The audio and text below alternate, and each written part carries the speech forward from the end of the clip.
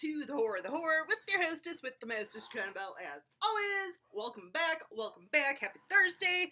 So today's treat for the review today is It Follows. Yes, so I've been meaning to do a review on this for ever since I started my channel. I just have not gotten around to doing it until now. So here's the thing about this movie. So if you don't know what this movie is about, it's basically the STD horror film. That is what it is most commonly referred to. It is a very good, sex PSA and everything. Safe sex PSA. Maybe you should choose abstinence. I'm just saying.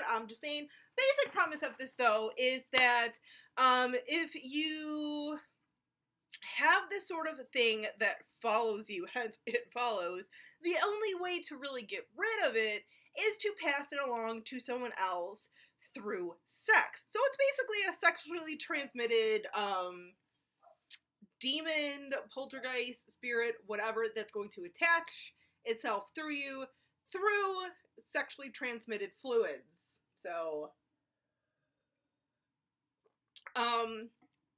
I guess it's kind of like a modern day AIDS movie without the worry of getting it through like needles or just like a cut. I don't know.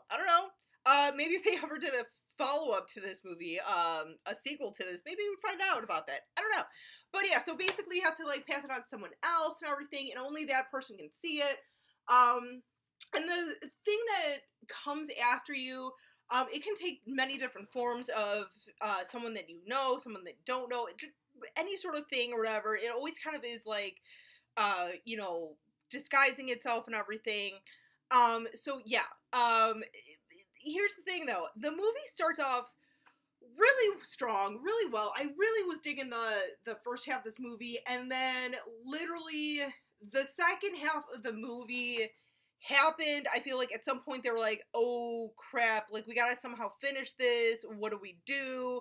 And like the second half of the movie really is just like such a dud. It's such a letdown and everything, and it's kind of like the end and everything with like that pool scene and everything. It's like, that's how you got rid of it? Like,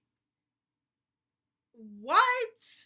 I don't know. I feel like with like the second half of the movie, I feel like no matter what they would have done with it, no matter how they got rid of this thing, it would have been like, what? I feel like this should have maybe been more of like a short, and see what kind of like a response it would have gotten out of that. Like, have it in like sort of like an anthology or something.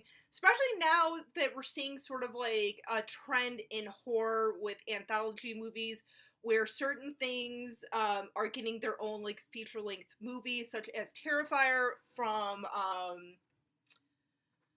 All Hallows Eve, that clown from like the wraparounds and from each of the stories, and even oh god, what is that? From the VHS, Siren. That's what it is. The girl that's I like you. So like two examples right there of what I mean of like having something in an anthology, part of it an anthology movie, and then getting its own standalone movie, or even with like other franchises like Annabelle and everything, getting its own like spin-off and everything. That seems to be like a trend that seems to be building. I think maybe that's what they should have done with this movie initially, of just like having that like first half of that movie part of a an anthology movie or something, and then kind of seeing like what they could have done with it. Maybe seeing like, okay, we have a really strong first half here, let's just kind of like release this in something, and then that would have given them enough time to maybe produce like a solid second half of this movie than what we initially got. And the thing is, like I said, I really love the first half of this movie. I think it's really strong. It's really like good and everything. There's even a couple parts that still kind of creep me out a little bit, specifically, and I think this might have been right around the halfway mark, where the girl that has this basically is like at her house, and then she starts seeing something. Of course, her friends can't like see it, but they want to protect her.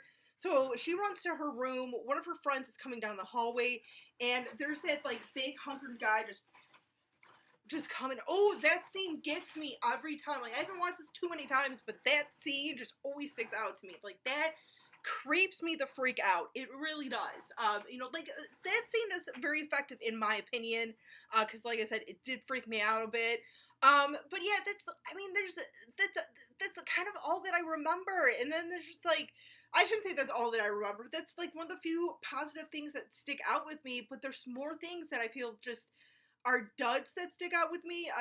Namely, once again, like the second half of the film. I felt like the second half of the film was kind of like dragged on quite a bit and everything, and it just like it's. I feel like at certain points I'm just like, just end it already, just end it.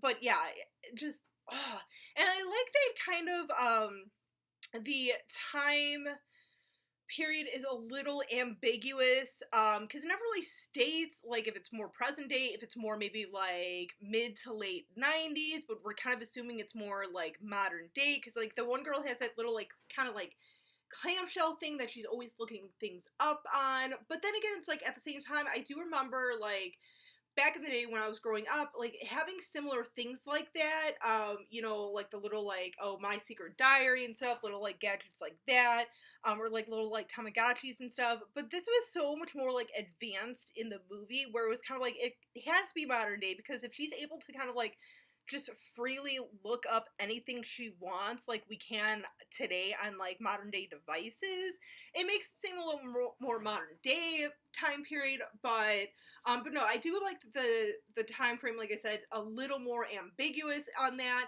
So there are things about this movie that I do like. I can't totally bash this movie, but whatever. It's a very conflicting sort of opinion for me because, like I said, there's certain things about this I really do like the time period, the concept and everything, the first half of the movie.